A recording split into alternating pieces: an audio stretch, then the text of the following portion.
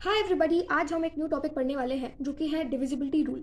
और इसमें भी हम स्पेशली जो एक टॉपिक पढ़ने वाले हैं वो है वो नंबर्स की डिविजिबिलिटी जिसमें हम ऑस्किलेटर्स का यूज़ करते हैं। ठीक है, तो सबसे पहले हमें ये जानने की ज़रूरत है कि भाई ऑस्किलेटर क्या होता है। तो ऑस्किलेटर की आपको एक स्पेसिफिक मीनिंग, इंग्लिश मीनिंग जानने की ज़रूरत नहीं है, सिर्फ आपको ये समझना है कि ऑस्किलेटर कुछ नंबर्स होते हैं। ये तीन नंबर बता रहे हैं आपको, 2, 4 एंड 5। ये तीन नंबर्स जो हैं, ये तीन नंबर्स ऑस्किलेटर कहलाते हैं। 1 से लेकर 20 के बीच जितने भी नंबर्स के हमें डिविजिबिलिटी याद करने की जरूरत है, उनमें से चार नंबर ऐसे हैं, 7, 17, 13 और 19। इन चारों में इन तीन ऑस्किलेटर्स का यूज़ होता है। क्यों? ताकि हम डिविजिबिलिटी को चेक कर सकें। बस इतना ही जानना है कि भाई ऑस्किलेटर कुछ नंबर्स होते हैं जिनका हम यूज़ करते हैं डिविजिबिलिटी चेक करने के लिए।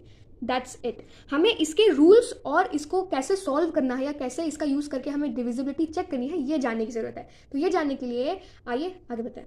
हमें यहाँ पे दो रूल्स जानने की ज़रूरत है। कौन कौन से? सबसे पहला हमें जो रूल जानना है वो ये है कि हमारे पास एक कॉन्सेप्ट होता है नेगेटिव ऑस्किलेटर और पॉजिटिव ऑस्किलेटर्स का।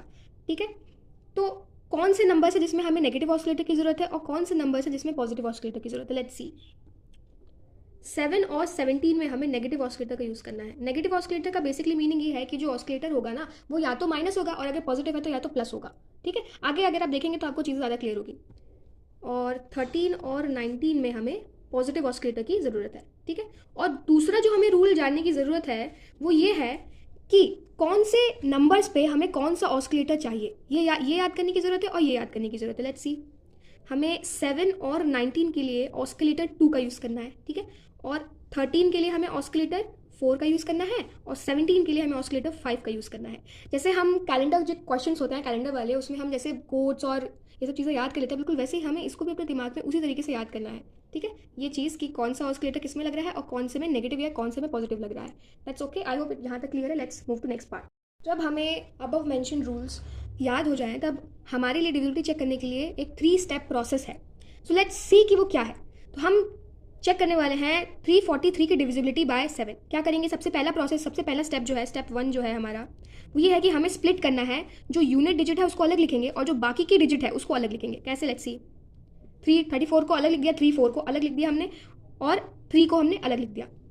ओके, उसके बाद हम क्या करेंगे कि जैसे मैंने बोला आपको ज़रूरत है ये जानने की कि इस पर पॉजिटिव या नेगेटिव ऑस्किलेटर लगेगा या कौन सा ऑस्किलेटर लगेगा। तो स्टेप 2 हमें यही करना है कि आप बताइए इसमें कौन सा लगेगा। हमने अभी अभी बताया, अभी अभी जाना है 7 में नेगेटिव ऑस्किलेटर लगता है, तो आप क्या करेंगे? इन दोनों के बीच साइन लगा देंगे। ठीक है, तो 34 और 3। उसके बाद आपको ये जानना है कि इस पर कौन सा ऑस्किलेटर लगेगा। तो इस पर लगेगा ऑस्किलेटर 2।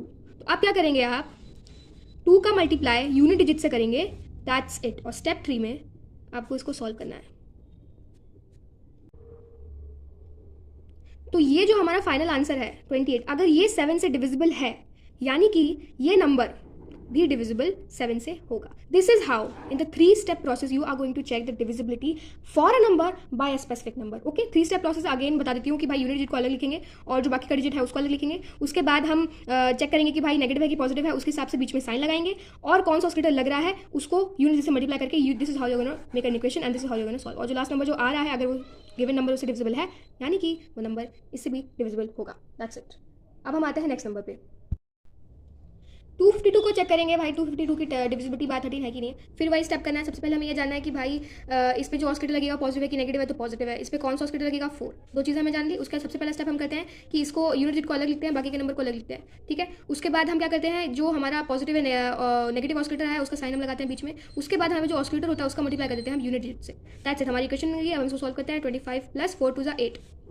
सो 4 × 8 एंड इसको उसको प्लस कर देंगे। So this is how much? 3 and देख सकते हैं ये नंबर जो है वो डिविजिबल 13 से नहीं है। यानी यहाँ पे ये चीज़ प्रूव होती है कि ये इसकी डिविजिबिलिटी 13 से नहीं है। आई होप ये समझ में आ रहा हो। अब हम अगेन चेक करते हैं 13 से डिविजिबिलिटी कौन से नंबर की? 325 की। Let's check again. कौन सा ऑस्किलेटर लगेगा? पॉजिटिव। कौन सा लगेगा? 4।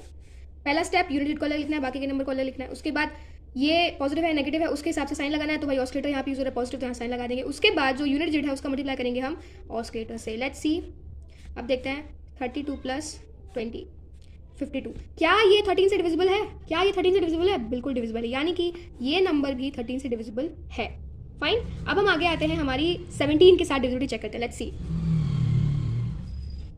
1904 हमारे पास नंबर है और हमें चेक करना है कि ये 70 से डिविजिबल है कि नहीं है। फिर हम चेक करेंगे क्या, सबसे पहली चीज़ हम चेक करेंगे कि भाई नेगेटिव ऑस्किलेटर लगेगा कि पॉजिटिव, नेगेटिव लगेगा, हमने याद किया था। उसके बाद कौन सा लगेगा, 5 लगता है 17 पे, ओके। फिर वही स्टेप क्या करेंगे, सबसे पहले यूनिट को अलग लिखेंगे, बाकी के नंबर को अलग लिखेंगे। फिर यहाँ साइन देखेंगे, पॉजिटिव है कि नेगेटिव है, कौन सा ऑस्किलेटर है, पॉजिटिव है कि नेगेटिव है, नेगेटिव है, यहाँ साइन लगा देंगे। उसके बाद जो ऑस्किलेटर है उसका मल्टीप्लाई कर देंगे यूनिट डिजिट से। फाइन, इसको सॉल्व करते हैं। 190 माइनस 20 विच इज़ 170। क्या ये 17 से डिविजिबल है, क्या ये 17 से डिविजिबल है, बिल्कुल डिविजिबल है, यानी कि ये नंबर भी 17 से डिविजिबल होगा। Let's check the divisibility for 19। हमारे पास नंबर दिया है, कौन सा नंबर है, 361 है। अब हमें चेक करना है कि भाई 19 से डिविजिबल है कि नहीं। पहले क्या चेक करेंगे कि पॉजिटिव ऑस्किलेटर लगेगा या नेगेटिव, इस पर पॉजिटिव लगता है, कौन सा ऑस्किलेटर लगेगा, 2 लगेगा। यूनिट को लिखेंगे, बाकी के डिजिट को लिखेंगे। उसके बाद ऑस्किलेटर के हिसाब से आप साइन लगाएंगे। उसके बाद जो यूनिट डिजिट है उसका मल्टीप्लिकेशन कर देंगे इसके साथ लगने वाले ऑस्किलेटर विच इज 2 के साथ। फाइन, इक्वेशन में ये सॉल्व करते हैं। 36 + 2 = 38। क्या ये नंबर डिविजिबल है 19 से, क्या ये नंबर डिविजिबल है, बिल्कुल डिविजिबल है, हेंस ये नंबर भी डिविजिबल होगा। आई होप कि ये 3 स्टेप प्रोसेस है पूरा आपको क्लियर है। अगर आपको कोई भी डाउट है तो आप उसको कमेंट में लिख सकते हैं। मैं भी आपकी तरह एक लर्नर ही हूँ, तो अगर मैं कोई भी मिस्टेक करती हूँ या अगर मैंने कोई चीज़ गलत बताई हो तो प्लीज़ उस चीज़ को कमेंट करें। Thank you.